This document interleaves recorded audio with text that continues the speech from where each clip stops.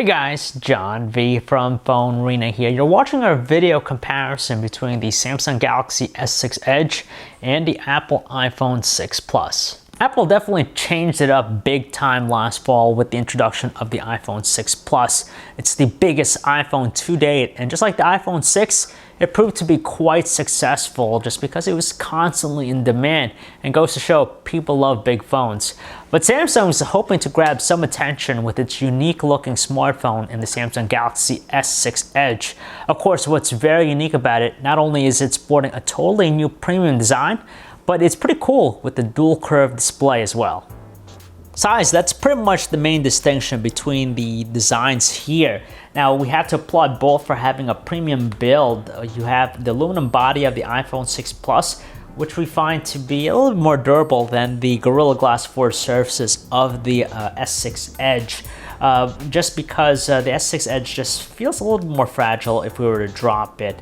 But at the same time, we do like how the light bounces off the surfaces to give it a very dazzling look. And when you pair it with its dual curved display, it just looks very unique and different. A really nice premium aesthetic that's going on.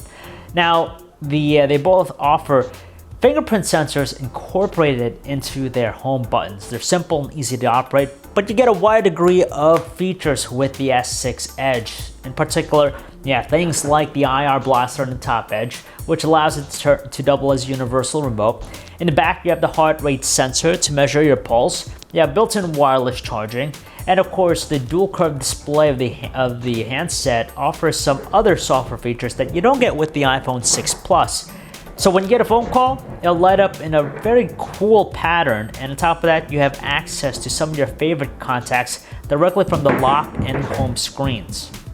The displays on the two handsets are pretty brilliant. We really can't complain. A lot of high quality touches with them both. Now you have, again, it's just a matter of size. You have a 5.1-inch Quad HD Super AMOLED display in the S6 Edge versus the 5.5-inch 1080p Retina display of the iPhone 6 Plus. So you get a little bit more real estate to work with Apple's product. When it comes to details, now from a normal distance, you would hardly notice any one of them being more superior than the other. But when we look at the two very closely, especially surfing the web, we do notice that the S6 Edge's display is sharper and just more detailed. And on top of that, it has a very color accurate screen and the more ideal color temperature of 600 to 800 Kelvin. Now with the iPhone 6 Plus's Retina display, it just emits a slightly stronger brightness output, but the two are still very visible outdoors. Now, the core experiences here include iOS 8 versus TouchWiz running on top of Android 5.0 Lollipop. Now, it's just a matter of personal preference. With iOS 8, it's again all about simplicity. It's straightforward and it's hassle-free. You have some very neat features, of course, like the one-handed mode, so you could actually interact with the software without having to stretch your finger a whole lot. And now you have other things like added support for third-party keyboards to give it a really nice touch. But for the most part, it still lacks in comparison to the type of productivity features you get out of the S6 Edge and TouchWiz. Now, the visuals here, you have just a higher degree of personalization just because you could add different themes and install them if you want to. And on top of that, you have also things like multi-window, which gives you true multitasking.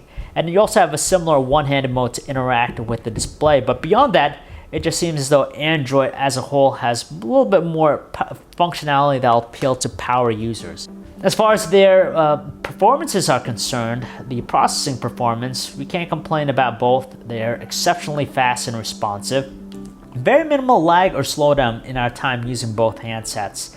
The S6 Edge is powered by the latest chip from Samsung's camp, an octa-core 64-bit based Exynos processor, while the iPhone 6 Plus uses Apple's very own dual-core 64-bit based A8 chip. Now, the two are pretty much on par to one another with various operations. So for simple things, complex things, you won't be disappointed by either one of them. In the back, you have the respective cameras, 16 megapixel autofocus camera with an f1.9 aperture lens in the S6 Edge, while the iPhone 6 Plus has an 8 megapixel iSight camera with an f2.2 aperture lens. Now, when it comes to outdoor shots, we really can't complain about the results from both handsets. They take just amazing looking photos with a good amount of visuals, pretty sharp. We do notice just a little bit of color saturation with the S6 Edge, but the main advantage is that it captures a lot more detail.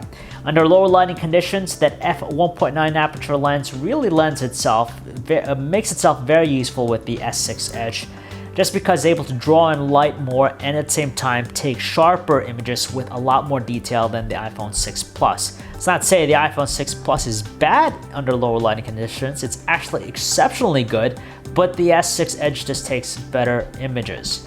And the same thing can be said about their video recording quality. 1080p videos just look pretty good on both, but the advantage with the S6 Edge is that you have the convenience of shooting video in 4K resolution. So again, more detail in its production. When it comes to call quality, the iPhone 6 Plus has just a slight advantage. We prefer its quality a little bit more. That's mainly because with the S6 Edge, the voices just have a little bit of a hiss to them when we use the earpiece. Now, the battery life is very interesting. You'd think that the iPhone 6 Plus, being the larger handset, would outlast the S6 Edge, but actually Samsung's device that beats it. Now, in our battery benchmark test, the iPhone 6 Plus achieved a mark of 6 hours and 32 minutes versus the 8 hours and 11-minute tally of the S6 Edge. But we have to clarify that when we did run our benchmark test, just because the maximum brightness output on a manual setting with the S6 Edge display can only achieve 180 nits, not really the 200 nit mark that we normally use with our benchmark test. So that's just something to think about. But when it comes to everyday usage, the two are pretty much comparable with one another. You'll be able to get a good one-day use out of them, unless you're a power user, of course. It's always tough trying to say what phone's better than what, but in this scenario, it's just a matter of personal preference, just because both handsets are very different from one another, and they pretty much attack different demographics. Now, if you want the more compact handset with the beefy specs, stick with Samsung Galaxy S6 Edge, and plus, it's going to stand out for that cool looking dual curve display, something that's very unique about it. But on the other hand of the spectrum, if you want something that's simple, straightforward, and just works, go with the iPhone 6 Plus. Not only that, but it's a pretty fast handset with a nice, attractive build quality as well. At the end of the day, both handsets are going to get the job done, whether it be simple things like emailing, texting, making phone calls, taking photos and videos. You're not going to be disappointed. So if you guys want to learn more about either handset, you can check out our website, PhoneArena.com. It's John V. Thanks for watching.